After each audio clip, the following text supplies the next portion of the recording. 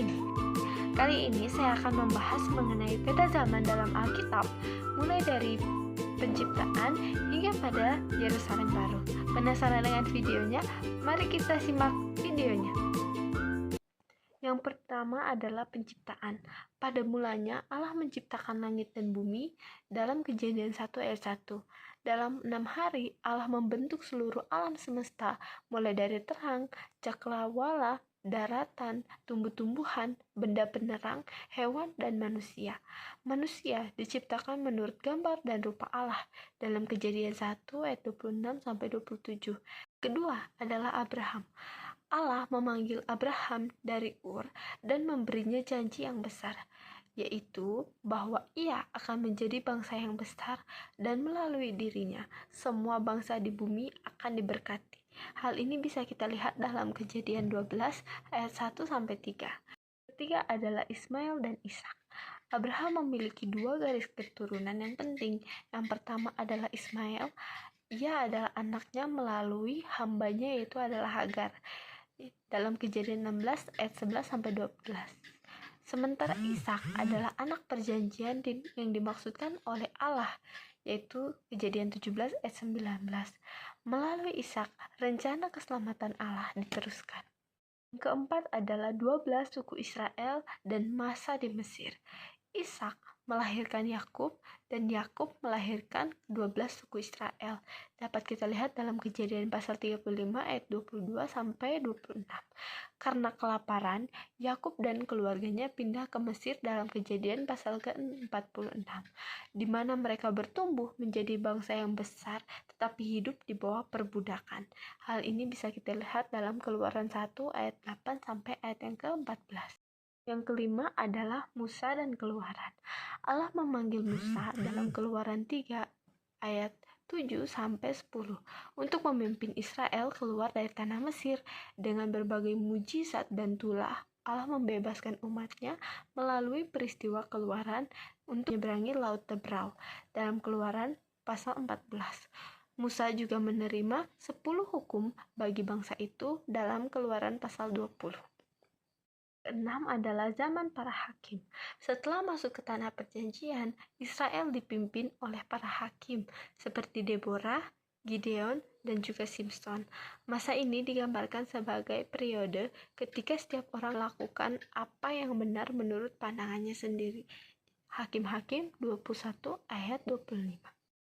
7 adalah raja-raja Israel. Karena keinginan untuk memiliki raja, Saul diurapi menjadi raja yang pertama. 1 Samuel 10. Setelahnya, Daud memerintah dan menerima janji kekal mengenai keturunannya. 2 Samuel 7 ayat 12-16. Salomo melanjutkan pemerintahan dan membangun bait suci dalam 1 Raja-Raja pasal 8. Terjadi perpecahan kerajaan Rehabeam dan Yerobeam. Setelah kematian Salomo, kerajaan terpecah menjadi dua, yaitu Rehabeam memimpin Yehuda di Yehuda Selatan dan Yerobeam memimpin Israel di utara. Perpecahan ini mengakibatkan dua jalur sejarah yang berbeda. Yang kesembilan adalah pembuangan 70 tahun. Karena penyembahan berhala dan ketidaktaatan yang dilakukan oleh bangsa Israel, kerajaan Israel dihancurkan oleh Asyur dalam 2 Raja-Raja 17 ayat 6-23. Sedangkan Yehuda kemudian dibuang ke Babel selama 70 tahun, sebagaimana dinubuatkan dalam Yeremia 25 ayat 11. 10 adalah Kores dan kembali ke Yerusalem. Setelah masa pembuangan berakhir, Raja Kores dari Persia mengeluarkan perintah untuk memperbolehkan bangsa Israel kembali dalam Esra 1 ayat 1-4. Mereka kembali membangun bait suci dan memulihkan kehidupan bangsa Israel. Selanjutnya, masa intertestamental. Selama 400 tahun antara perjanjian lama dan perjanjian baru, tidak ada nabi yang berbicara, yang bisa kita lihat dalam Amos 8 ayat 11. Namun masa ini penuh perubahan politik dan budaya yang mempersiapkan kedatangan Mesias. 12 adalah Yesus melayani di dunia. Ketika genap waktunya, dalam Galatia 4 ayat 4, Yesus datang dan melayani, bahkan mengajar, menyembuhkan, dan memberitakan Injil Kerajaan Allah dalam Matius 4 ayat 23. Pelayanannya menggenapi nubuat para nabi dalam Perjanjian Lama. 13. Kematian dan kebangkitan Yesus. Yesus disalibkan untuk menebus dosa manusia. Dapat kita lihat dalam Matius 27 ayat 50 dan bangkit pada hari yang ketiga, Matius 28 ayat 5-6. Kebangkitan inilah yang menjadi pusat bagi iman Kristen. 14. Kenaikan Yesus ke sorga. Setelah mengajar murid-muridnya, Yesus naik ke sorga dan duduk di sebelah kanan Allah, yang dapat kita lihat dalam Kisah Para Rasul 1 ayat 9. 15. Turunnya Roh Kudus. Hari Pentakosta, Roh Kudus dicurahkan dalam Kisah Para Rasul 2 ayat 1-4 dan gereja mula-mula lahir dari sini. Roh Kudus memberikan kuasa kepada murid-murid untuk memberitakan Injil. Ke-16. Zaman gereja. Ini adalah masa yang kita jalani pada saat ini, di mana Injil harus diberitakan ke seluruh dunia dalam Matius 28 ayat 19-20. Zaman gereja berlangsung sampai kepada zaman Yesus datang kembali. Selanjutnya, yang ke-17 adalah masa yang akan kita hadapi di masa yang akan datang, yaitu masa tribulasi atau kesengsaraan besar.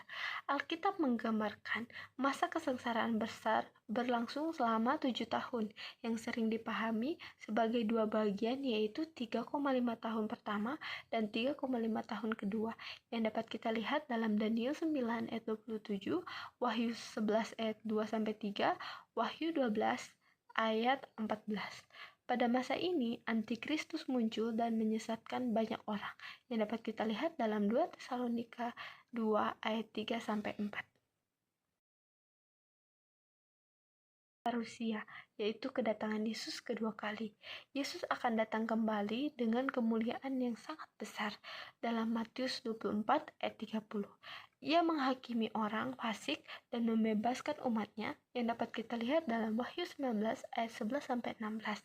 Nah, kedatangan inilah yang mengakhiri masa-masa tribulasi. Setelah parusia, hal yang akan terjadi selanjutnya adalah akan ada masa kerajaan 1000 tahun. Setelah masa kerajaan 1000 tahun, iblis akan dilepaskan, dan hal ini dapat dilihat dalam Wahyu 20 ayat yang ke-17.